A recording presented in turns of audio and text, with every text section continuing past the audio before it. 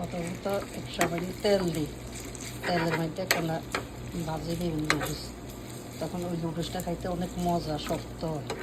আর যদি ভাজি নিয়ে নেন তাহলে নরম থাকে যায়। এভাবে একটু ভেজে নিব। প্রথমত একটু পেঁয়াজ ভাজি নিই, পেঁয়াজ ভাজি নেওয়ার পরে একটু আদা রসুন দিই।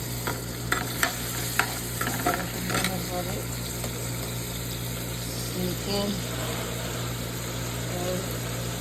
পিসের মাছ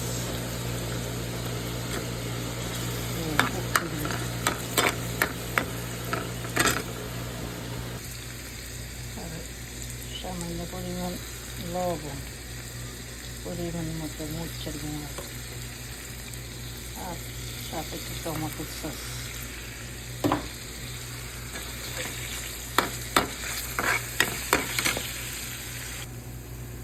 সাথে নুডলসের মশলা দেব, এবং একটু ধনিয়া দিয়ে দেব।